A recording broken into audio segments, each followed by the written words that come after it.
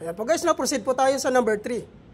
For MoveIt with inactive Grab account, use MoveIt email to sign in. Kung ikaw daw po ay isang MoveIt rider at may inactive account ka sa Grab dati, ang gagamitin mo pong email dito, which is yung MoveIt email po. Ayan po guys, proceed po tayo sa number 4. Kung may ibang issues sa Grab account, use Grab email to sign in. So, yan po guys, malinaw po yan sa atin lahat po. Bago po tayo mag-sign in dito sa Grab Drivers app po natin.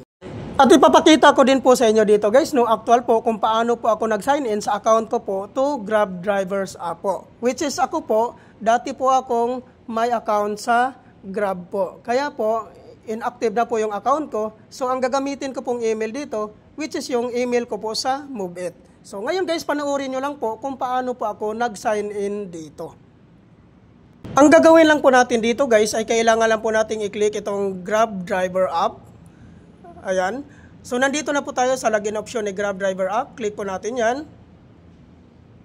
So, ito na po yung mga email po dito. So, ang email po na ilagay po natin dito guys, ay kailangan yung email nyo po sa MoveIt Driver app nyo po. So, which is ito po yung nasa taas yung email ko. I-click lang po natin yung email ko po na ilalagyan ko dito. So, ayan po